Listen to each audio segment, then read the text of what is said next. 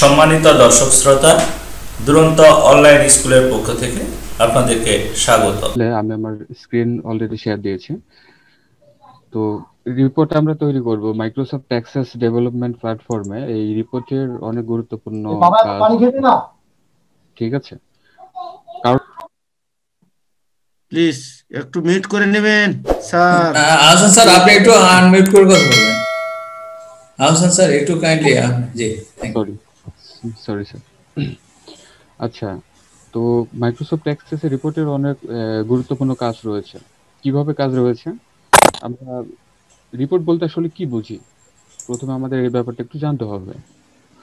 যে সরাসরি আমরা রিপোর্ট ক্রিয়েট করা শিখলাম যে ডিজাইন থেকে অথবা উইজার্ড থেকে, তেমনটি আসলে না।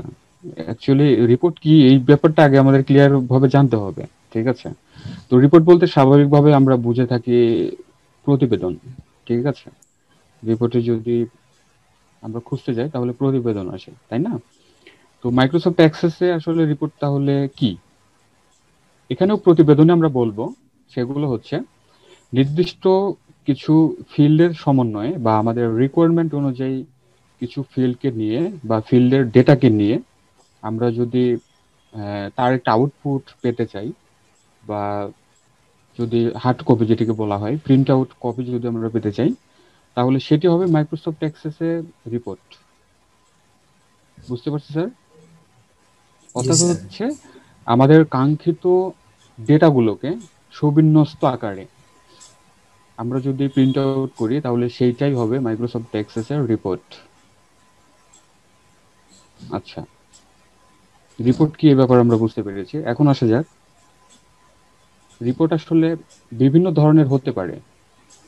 যেমন বিভিন্ন সামারি রিপোর্ট হতে পারে, তারপরে বিভিন্ন গ্রুপ রিপোর্ট হতে পারে, আবার যে স্যার দেখিয়েছেন লেবেলস, ঠিক আছে, স্টিকার, এই টাইপের রিপোর্ট হতে পারে।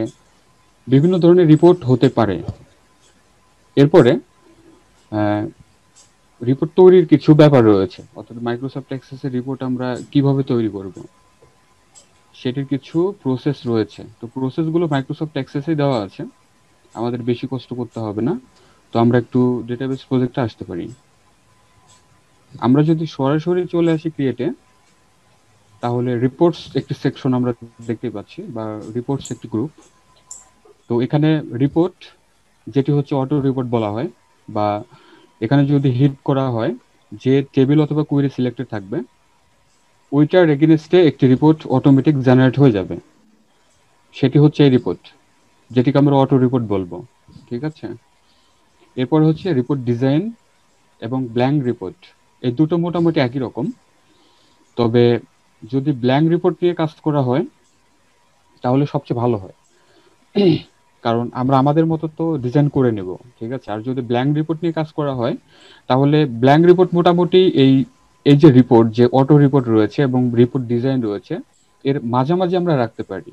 কারণ হচ্ছে এখানে কিছু ব্যাপার রয়েছে যে অটোমেটিকলি হয়ে যায়।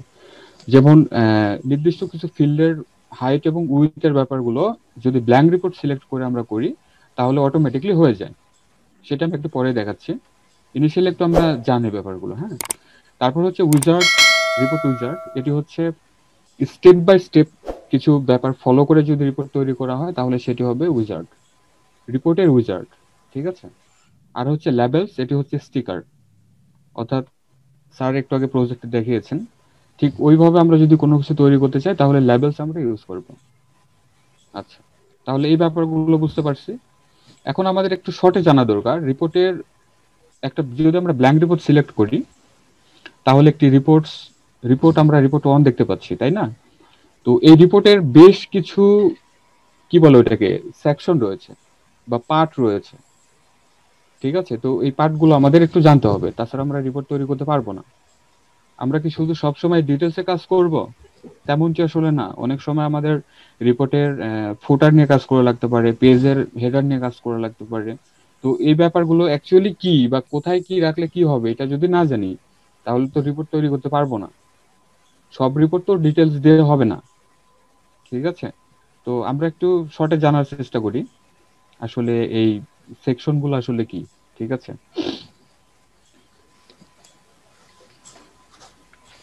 প্রথমে আছে হলো যে পেজের হেডার। ঠিক আছে, পেজের হেডার হচ্ছে, এখানে পেজের হেডার আমরা দেখতে পাচ্ছি।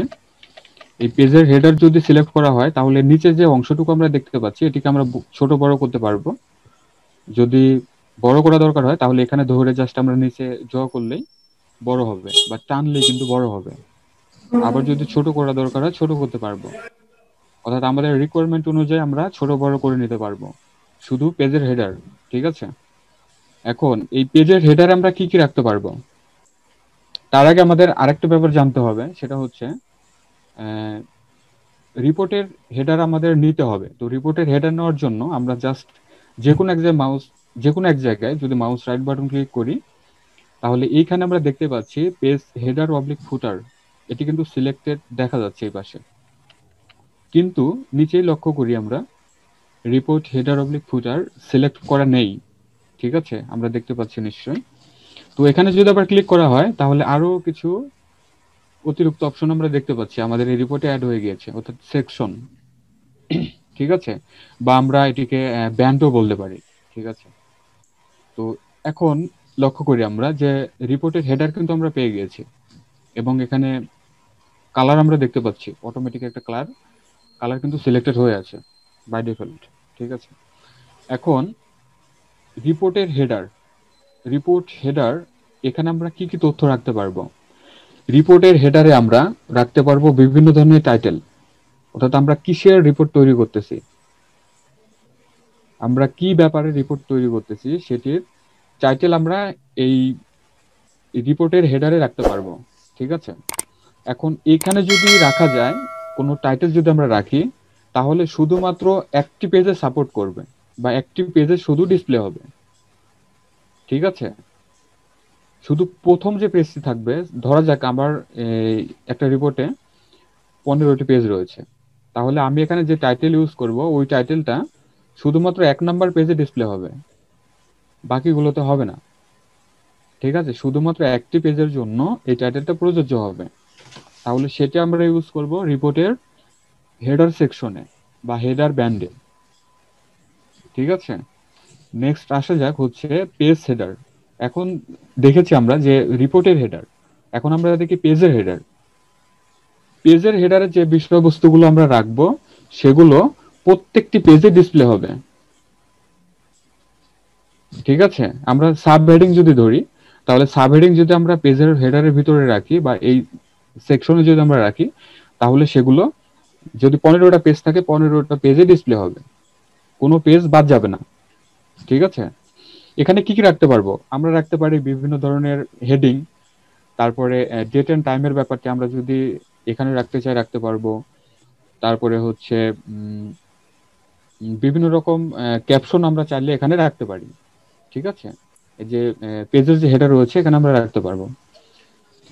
এরপর আসা যাক সবচেয়ে গুরুত্বপূর্ণ সেকশন, সেটি হচ্ছে ডিটেলস সেকশন। ঠিক আছে, আমরা যদি মনে করি যে এই উপরের সেকশনগুলো নিয়ে কাজ করব না, সেক্ষেত্রে আমাদের ডিটেলসে কাজগুলো করতে হবে। এর জন্য ডিটেলসটা আমাদের খুব ভালো করে বুঝতে হবে। ডিটেলসের ভিতরে সাধারণত আমরা রাখি একটা কুয়েরি অথবা টেবিলের যে ফিল্ডগুলো থাকবে বা যে ডেটাগুলো স্পেসিফিক ডেটাগুলো আমরা চাচ্ছি বা যতগুলো ডেটা আমরা চাচ্ছি ওই ফিল্ড অনুযায়ী ডেটাগুলো আমাদের সামনে ডিসপ্লে করবে বা আমরা প্রিন্ট আউট আকারে পাবো, তাহলে সেগুলো আমরা রাখবো কোথায়? এই রিপোর্টের ডিটেলস সেকশনে বা ডিটেলস যে ব্যান্ড রয়েছে সেখানে। আবার অনেক সময় এমন করে থাকি আমরা, সেভাবে করা যাবে যে টেবিলের যে ফিল্ডগুলো রয়েছে এবং লেবেলগুলো রয়েছে একসাথে রেখেও আমরা একটা রিপোর্ট তৈরি করতে পারি। সেটির জন্য আমরা ডিটেলস যে সেকশনটি রয়েছে সেটা আমরা ব্যবহার করতে পারি, অনেক ক্ষেত্রে আমরা এটি করে থাকি। ঠিক আছে, তাহলে ডিটেলস হচ্ছে আমাদের রিপোর্টের সবচেয়ে গুরুত্বপূর্ণ একটা ব্যাপার, যেখান থেকে আমরা সমস্ত ডেটার আউটপুট গুলো পাবো। বুঝতে পারছি? আসসালামু আলাইকুম স্যার। ওয়ালাইকুম আসসালাম। নেক্সট আসা যাক হচ্ছে পেজের ফুটার। ঠিক আছে, পেজের ফুটার হচ্ছে আমরা যদি চাই প্রত্যেকটি পেজের নিচে কোনো কিছু ডিসপ্লে করাবো তাহলে পেজের ফুটার নিয়ে কাজ করতে হবে। আগে আমরা দেখেছি হলো পেজের হেডার হচ্ছে উপরে, ঠিক আছে, আর পেজের ফুটার হচ্ছে নিচে কাজ করবে, অর্থাৎ প্রত্যেকটি পেজের নিচে আমাদের একই রকম কোনো জিনিসপত্র যদি রাখা দরকার হয়, তাহলে আমরা এই পেজের ফুটার সেকশনটি আমরা ইউজ করব বা আমরা ব্যবহার করব। ঠিক আছে? এবং নেক্সট আছে হলো এই যে রিপোর্টের ফুটার অনুরূপভাবে ওই রকমই। এই যে রিপোর্টের ফুটার হেডার রয়েছে, হেডার হলো উপরে আর ফুটার হচ্ছে নিচে। অর্থাৎ ধরা যাক যে আমার ডেট এবং টাইম বা কোনো সামারি এখানে রাখা দরকার, তাহলে আমরা এই ফুটার অপশনটি ইউজ করতে পারবো। ঠিক আছে? এবং সেকশনের ব্যাপারে যদি আলোচনা করি, তাহলে আরো 2টা সেকশন আমরা অ্যাড করতে পারি। যেমন অনেক সময় যখন আমরা গ্রুপ নিয়ে কাজ করি, যে উইজার্ড ব্যবহার করে গ্রুপ করার সময় কিন্তু সেখানে আমাদের ফুটারের একটা গ্রুপ তৈরি হয়, তারপরে হচ্ছে মানে পেজের ফুটার এবং যে আমাদের রিপোর্টের ফুটার রয়েছে বা হেডার রয়েছে, সেখানে কিন্তু একটা গ্রুপ তৈরি হয়। ঠিক আছে? তো এটা আরো বেশি অ্যাডভান্স লেভেলের। তো আমাদের এই প্রজেক্টে ওই রকম অ্যাডভান্স লেভেলের কিছু নাই। সো আমরা জাস্ট এতটুকু জেনে রাখি যে আরো গ্রুপ এখানে কাস্টম ভাবে তৈরি করে নেওয়া যায়। তাহলে আমরা সমস্ত পার্টগুলো ব্যাপারে আমরা একটু হলেও জেনেছি। ঠিক আছে? এখন আমরা মেন কাজ শুরু করব। স্যার আমি যদি একটু বলে নিই স্যার, তার আগে সকল ছাত্রের উদ্দেশ্যে, আপনি যে কাজটি এতক্ষণ ধরে বুঝলেন, তার মানে আমি যদি এরকম ভাবে একটা উদাহরণ দিয়ে বলি, যে ধরেন আমি আমার স্কুলের জন্য একটি মানে কি বলে ওই রেজাল্ট শিট তৈরি করতে চাচ্ছি, অর্থাৎ কে ফার্স্ট হলো, কে সেকেন্ড হলো, কে থার্ড হলো, এর জন্য একটি রেজাল্ট তৈরি করব। তো সেই ক্ষেত্রে আমি রিপোর্ট হেডার যেটা আপনি বলছেন, সেখানে আপনার থাকবে আমার স্কুলের নাম, আমার স্কুলের ঠিকানা, মানে স্রেফ স্কুল সংক্রান্ত বিষয়ের একটি তথ্য উপরে, যেটা শুধু একবার মাত্র আমার যদি 5 পৃষ্ঠার একটি রিপোর্ট হয়, সেখানে শুধু উপরে আমার স্কুলের নাম ঠিকানাটা শো করবে। আর পেজ হেডার যেটা আপনি বলছেন, সেখানে শো করবে, ধরেন যে সেই ক্ষেত্রে থাকতে পারে শিক্ষা মানে ওই ফিল্ডের বেশ কিছু মানে হেডিং থাকতে পারে। ফিল্ডের হেডিং বলতে যেমন রোল, শিক্ষার্থীর নাম, শিক্ষার্থীর বাবার নাম, শিক্ষার্থীর শ্রেণী, শিক্ষার্থীর প্রাপ্ত নাম্বার, শিক্ষার্থীর জিপিএ ইত্যাদি গুলো প্রত্যেক পেজে পেজে শো করবে। সেটাকে আমি বলবো পেজ হেডার। তাহলে রিপোর্ট হেডার হবে শুধুমাত্র আমার স্কুলের কিছু তথ্য নিয়ে, পেজ হেডার হবে আমি যে সকল তথ্য নিয়ে আমি রিপোর্ট তৈরি করছি, সেই রিপোর্টের হেডিংটা হবে পেজ হেডার। মূলত এরকমই একটি কাজ নাকি? যদি আমি জি, আর ডিটেইলসে থাকবে যেটা বলছেন, যে ডিটেইলসে সবগুলি আপনি কি কি এখন চাচ্ছি আমি সবগুলি ডিটেইলসে থাকবে। আর রিপোর্ট ফুটার যেটা আপনি বলতে চাচ্ছিলেন, যে সেইখানে কিন্তু বেশ গুরুত্বপূর্ণ কিছু তথ্য থাকতে পারে। সেই তথ্যগুলি আসলেই খুব অসাধারণ কিছু তথ্য। অর্থাৎ আপনি যদি মনে করেন যে এই রিপোর্টে কতগুলি তথ্য আছে, কে কোন ডিপার্টমেন্টের, বেশ কিছু কন্ডিশন আরোপ করা যায় রিপোর্ট ফুটারে। সেই কন্ডিশন আরোপ করে আপনি মনে করতে পারেন যে এই পেজে কয়জন শিক্ষার্থী থাকলো। আপনার গুনবার দরকার নাই, আপনার সিরিয়াল মেনটেন করবার দরকার নাই, আপনি চাইলে নিচে এই রিপোর্ট ফুটারে গিয়ে সেটা শো করাতে পারেন, অ্যাড করে দিতে পারেন। রাইট। জি, thank you sir, thank you. আসসালামু আলাইকুম স্যার, আমি স্যার একটু ইন্টারাপ্ট করলাম।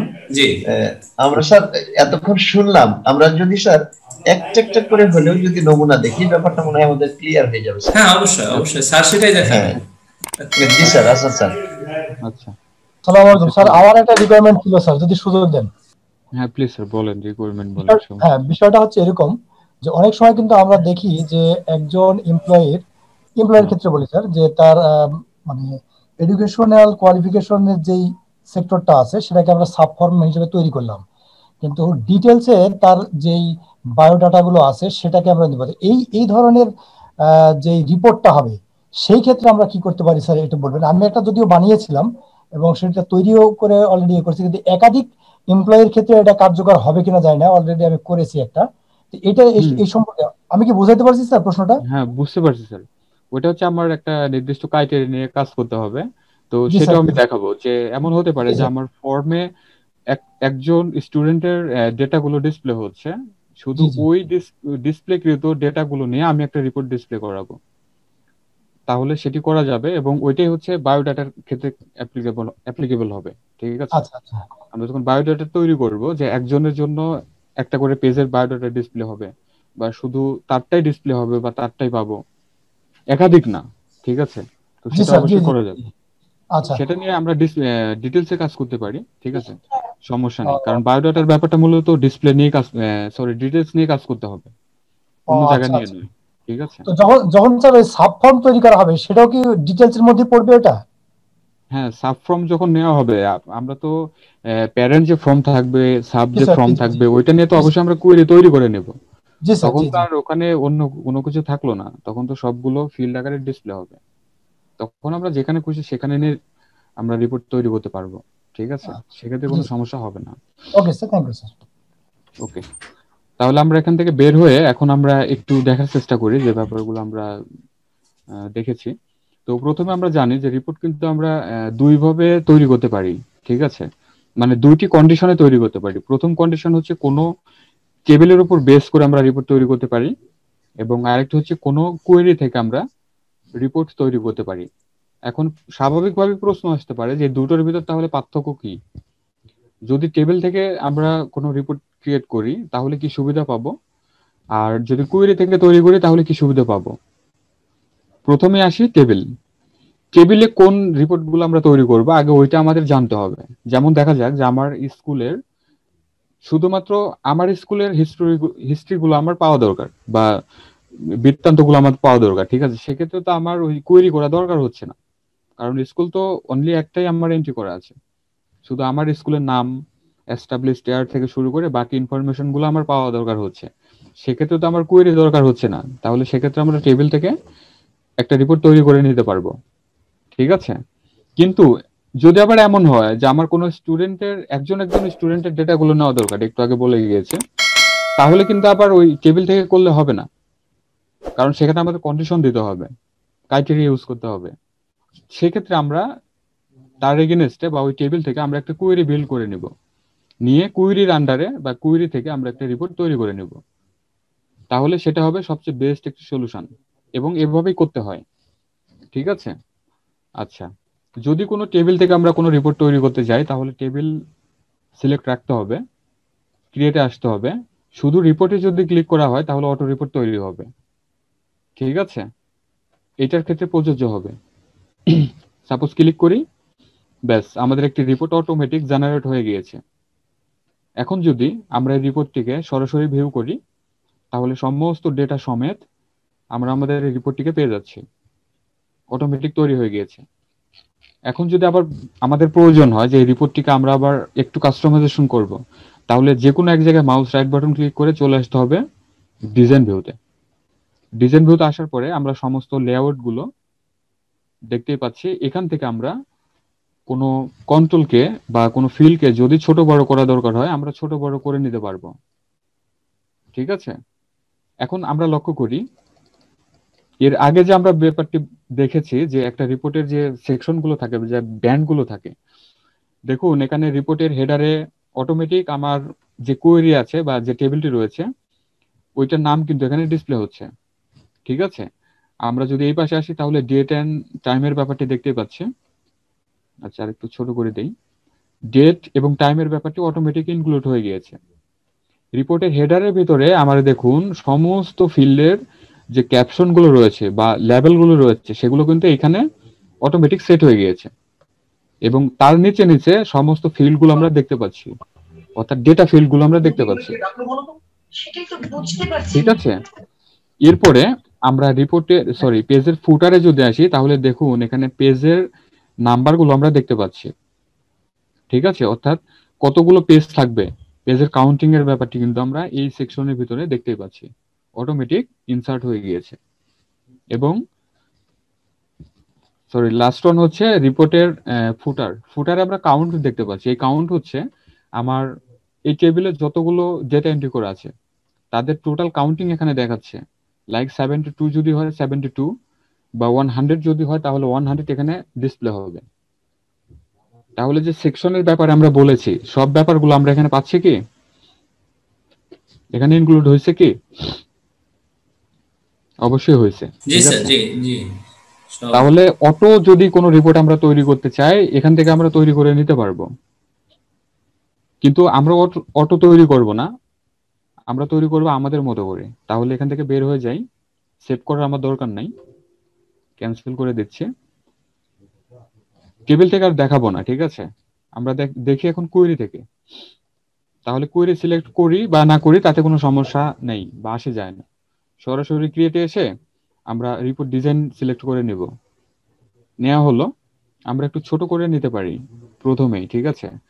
এখানে একটা ব্যাপার বিশেষভাবে লক্ষণীয়, আমরা যেভাবে দেখেছি যে একটা ফর্ম খুব শর্টকাট ওয়েতে মডেল ডায়লগ থেকে আমরা তৈরি করে নিতে পারি, কিন্তু রিপোর্টের ক্ষেত্রে ওইরকম শর্টকাট আসলে হবে না, ঠিক আছে? রিপোর্টের ক্ষেত্রে একটাই শর্টকাট হতে পারে, সেটা হচ্ছে অটোমেটিক তৈরি করা, যেটা আমি প্রথম প্রসেসটা দেখিয়েছি, ঠিক আছে?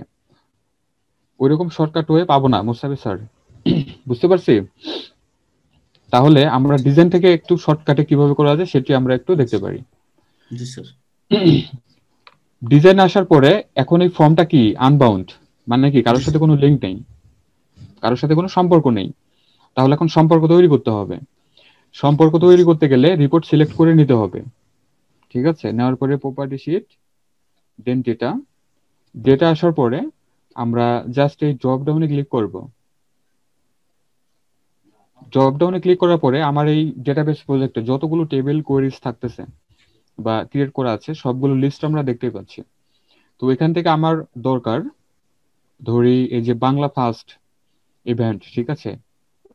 এটা অথবা আমি এখানে কোয়েরির নামটা আসলে ওইভাবে লেখা নাই, ঠিক আছে? এটা হচ্ছে শাহজাহান স্যারের হচ্ছে যে প্রজেক্ট মেবি, ঠিক আছে? তো যাই হোক, আমরা বাংলা ফার্স্ট সিলেক্ট করে নিলাম। নেওয়ার পরে এখন সরাসরি চলে আসবো আমরা এই যে অ্যাড এক্সিস্টিং ফিল্ডস। এখানে আসার পরে সমস্ত ফিল্ডগুলো আমরা দেখতে পাচ্ছি। জাস্ট যে কোনো একটিকে ধরে আমরা শিফট কি প্রেস করে নিচের যে ফিল্ডটি রয়েছে সেখানে আমরা ক্লিক করব, তাহলে সবগুলো সিলেক্টেড হয়ে গেল।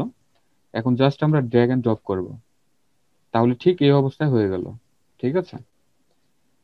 এখন সবগুলোকে আমরা সিলেক্ট করব, কন্ট্রোলে প্রেস করে আমরা সিলেক্ট করতে পারি এবং চলে আসবো আমরা অ্যারেঞ্জ থেকে।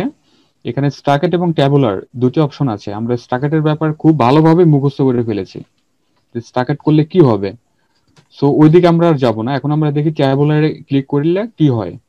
তাহলে ট্যাবুলারে ক্লিক করি, তাহলে অন্যরকম একটা লুক আমরা দেখতে পাচ্ছি। অর্থাৎ হলো আমাদের ফিল্ড এবং যে লেবেল রয়েছে সেগুলো দুইটি সেকশনে ভাগ হয়ে গিয়েছে। একটি হলো পেজের হেডারে চলে গিয়েছে এবং আরেকটি ডিটেলসে রয়ে গেছে, ঠিক আছে? তাহলে আমরা এখন একটু প্রথম দিকে নিতে পারি, জাস্ট এভাবে ধরে আমরা ড্র্যাগ করে ছেড়ে দিতে পারি, তাহলে বাম দিকে চলে আসলো, ঠিক আছে? এখন আমরা চাইলে এটি যে লেআউট রয়েছে আমরা রিমুভ করে দিতে পারি। তো আমরা রিমুভ করে দেই, তাহলে অ্যালাইনমেন্ট গুলো ঠিক করতে সুবিধা হবে। এখন আরেকটি গুরুত্বপূর্ণ ব্যাপার আমাদের জানতে হবে, এখানে পেজের সেটআপ, ঠিক আছে?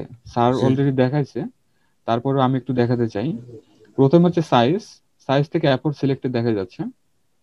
এরপরে মার্জিনস থেকে সাধারণত ন্যারোই করা থাকে, ডিফল্ট আমরা রাখতে পারি, ঠিক আছে? অথবা নর্মাল রাখা যেতে পারে, ঠিক আছে?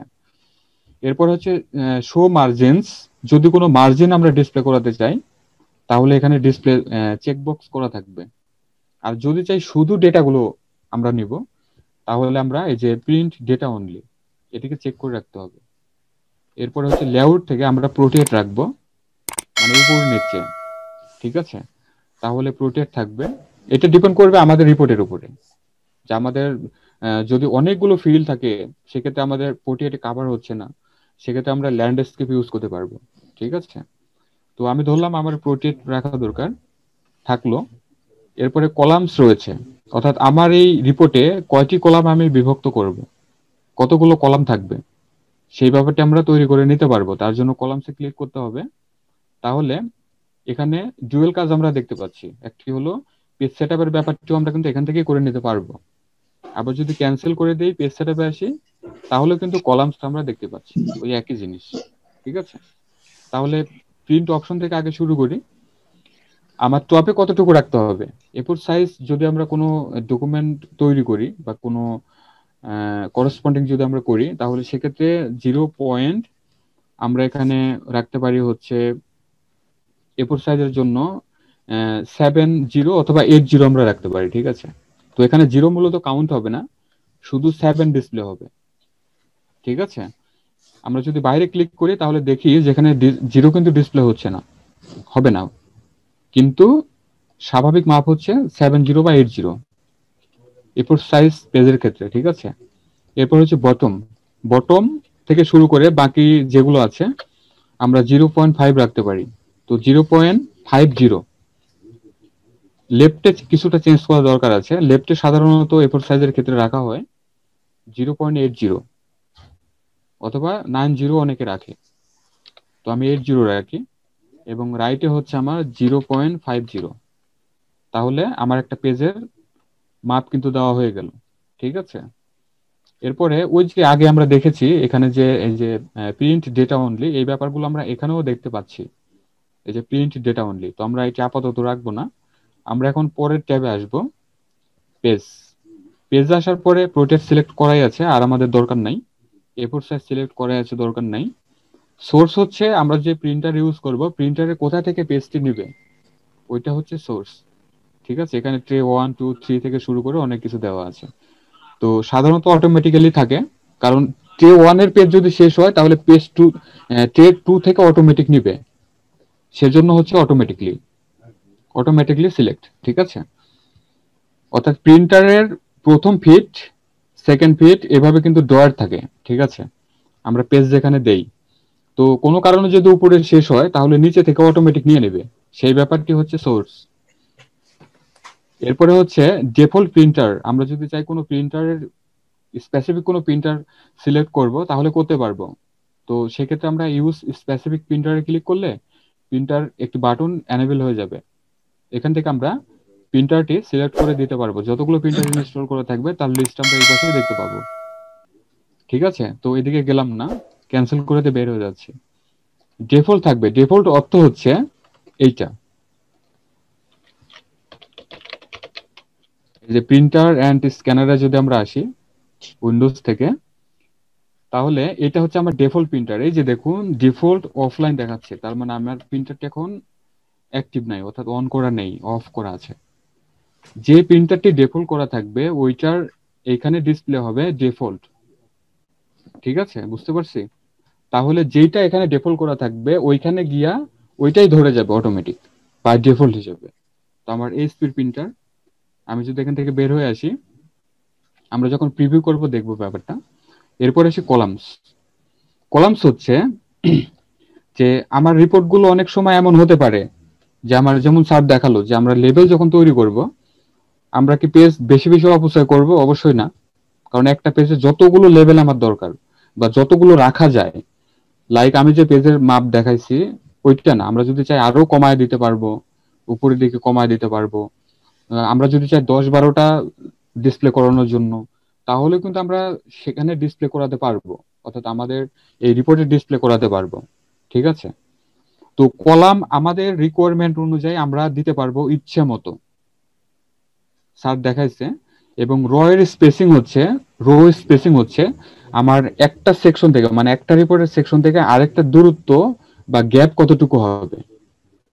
অনেক সময় আমাদের যখন সিট প্ল্যান কাটতে হবে, তো এটা প্রিন্ট আউট করার পরে এন্টি কাটার দিয়ে কাটতে হয়, তখন কিন্তু যদি ফাঁকা না থাকে তাহলে তো আমরা কাটতে পারবো না। তো এর জন্য স্পেসিংটা এখান থেকে সিলেক্ট করে দিতে হবে, ঠিক আছে।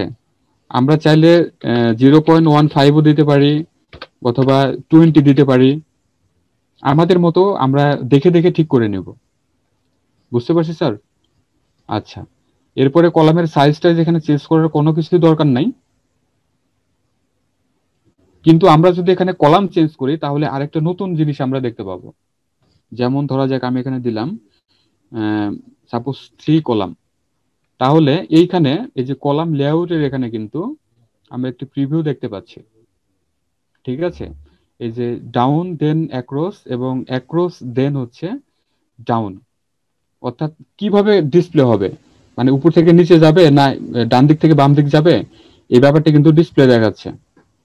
তো রিপোর্ট তৈরির ব্যাপার হচ্ছে কি যে আমরা এইভাবে বলে কিছুই হবে না, আমরা রিপোর্ট তৈরি করে করে বারবার প্রিভিউ করে দেখতে হবে যে আমার রিপোর্টের অবস্থা এখন কি বা কিভাবে ডিসপ্লে হচ্ছে আমার ডেটাগুলো, বারবারই দেখতে হবে, বারবারই ডিজাইনে ঠিক করে দিতে হবে।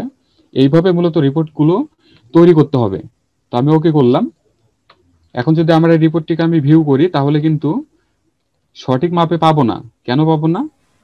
কারণ হচ্ছে আমার এই ডিটেলসের যে স্পেসিং এটা কিন্তু অনেক বড় দেখা যাচ্ছে, এটাকে একেবারে ছোট করে দিতে হবে বা কমিয়ে দিতে হবে, স্যার তাছাড়া আমাদের অনেক ডিস্টেন্স হবে। স্যার আমাদের হয়তো আমরা এখন যদি কেটে যাবে, আমাদের নতুন করে যুক্ত হতে হবে স্যার। এখন যদি আমরা আমাদের রিপোর্ট হোমে এসে যদি ভিউ করি, তাহলে দেখুন অনেক গ্যাপ দেখা যাচ্ছে, অনেক ডিস্টেন্স হয়ে গিয়েছে। এটা কিসের জন্য? ওই ডিটেলস ক্লোজ না করার জন্য। তাহলে কি করতে হবে? ক্লোজ করতে হবে। আমরা চলে আসবো ডিজাইন ভিউতে। তো এখানে যে ফিল্ড গুলো রয়েছে আমরা সিলেক্ট করে নিব সবগুলো, ঠিক আছে।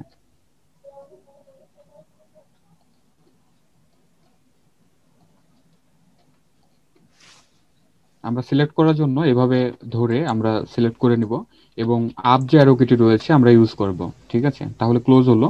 এখন জাস্ট ডিটেলস আমরা উঠায় দেব, ঠিক আছে, যতটুকু সম্ভব উঠায় দেওয়ার আমরা উঠায় দেব। এখন যদি আমরা ভিউ করি তাহলে দেখুন ক্লোজ হয়ে গিয়েছে, ঠিক আছে। এখন আমরা লক্ষ্য করি কোনো সময় এমন হতে পারে যে আমরা যদি প্রিভিউ করি তাহলে প্রিভিউ হচ্ছে না, একটা মেসেজ আসলো, সেটা হচ্ছে আমাদের যে ইয়াগুলো বেশি হয়ে গেছে, অর্থাৎ যে আমরা ফিল্ড গুলো নিয়েছি অনেক বেশি হয়ে গিয়েছে। এক্ষেত্রে ল্যান্ডস্কেপ ইউজ করতে হবে, তার জন্য মেসেজ অ্যাপিয়ার করলো, ঠিক আছে। তো ঠিক এই অবস্থায় কিন্তু আমাদের পোর্ট্রেটের ক্ষেত্রে কিন্তু রিপোর্ট ডিসপ্লে হচ্ছে, ঠিক আছে।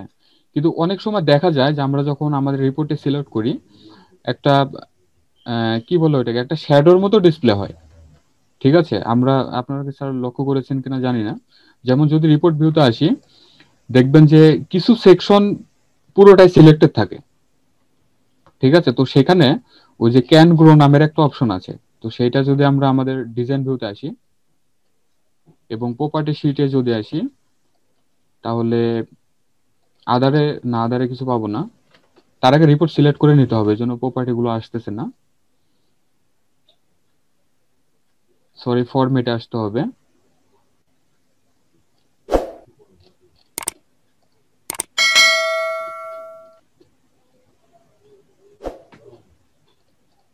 না, এখন ওই অপশনটা আমরা পাচ্ছি না, ঠিক আছে। অপশনটা যদি আসে আমি দেখা দেবো, অনেক গুরুত্বপূর্ণ, ঠিক আছে।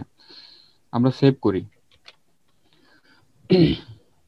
এখন আসি যে আমরা যদি ওই যে যেমন আবু ফিরোজ স্যার দেখাইছে যে আমরা আমাদের স্কুলের নাম টাইপ করে দিচ্ছি বা অ্যাড্রেস আমরা টাইপ করে দিতেছি, তো এভাবে যখন এই সফটওয়্যারটা অন্য কারো কাছে যাবে তখন কি সে কি আবার ওই ডিজাইন ভিউতে গিয়ে টাইপ করে দিয়ে আসবে? তো এটা একটু অটো করা যায় না? অবশ্যই অটো করা যেতে পারে, ঠিক আছে। তো অটো করার জন্য আমরা আরেকটু কিছু কাজ দেখতে পারি। ক্রিয়েটে আসি, সরাসরি রিপোর্ট ডিজাইনে আসি,